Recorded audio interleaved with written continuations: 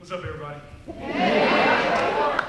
All right, this piece I'm about to do, I wrote a while back, and it was inspired actually by Ernest Holmes, some kind of manifesto or declaration called I Believe that I saw that he wrote, and it caused me to write some of my own beliefs down. And so anyway, that's where this came from, and so I called it I Believe.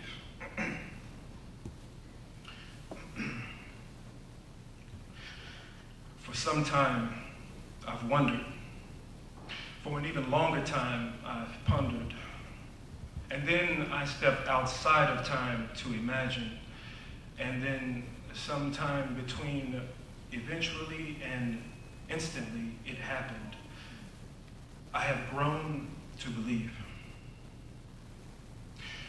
I believe.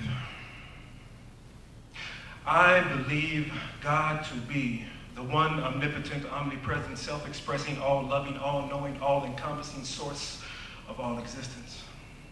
I believe that God is all of it, just as I am a part of it, striving to recognize the God in more of it through the use of my faith, love, and persistence. I believe that life is a circle of infinite possibility, having no beginning and no end. I believe that life merely creates new forms with a cause to evolve, expand, contract, and extend again.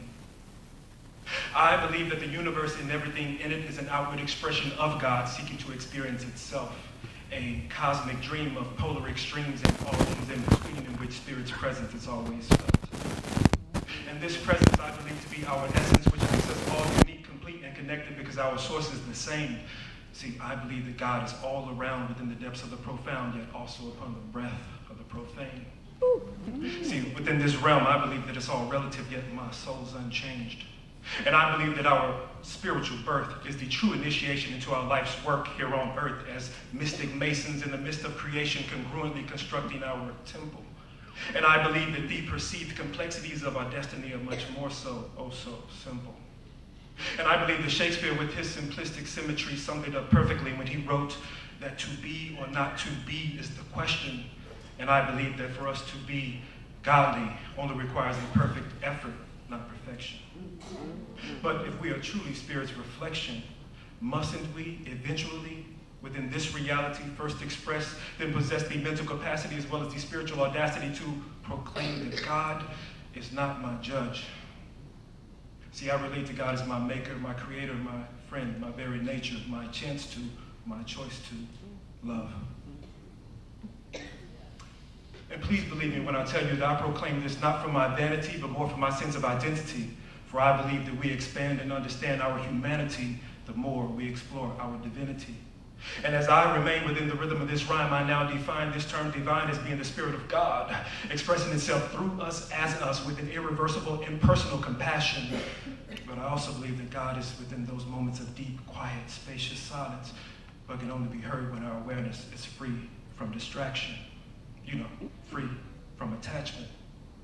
And indeed, for those who so happen to disbelieve, please, I urge you, go within, or at least go look within your most sacred and holy text with patience and closely check, and I suspect that you would detect, or better yet, you would discover that long ago it was written. Just as these spoken words of my verbal circle of lyrical, spiritual pulp fiction, containing the supreme mathematics of oneness which subtracts all division, by co-creating and cultivating a spiritual awakening which transcends all religion.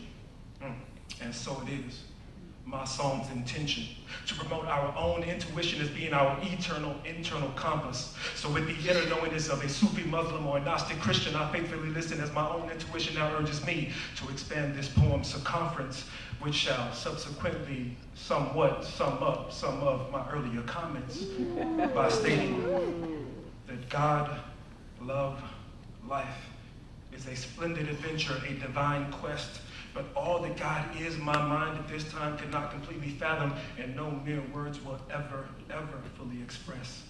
So I guess at best that I believe and once again choose to profess that I am, you are, we be, because it is, God is. Within my frequent travels from this relative realm of density and duality up to the highest realm of absolute reality, there is one great truth that I've actually come to know, and that is that God, or whatever you choose to call it, just simply is.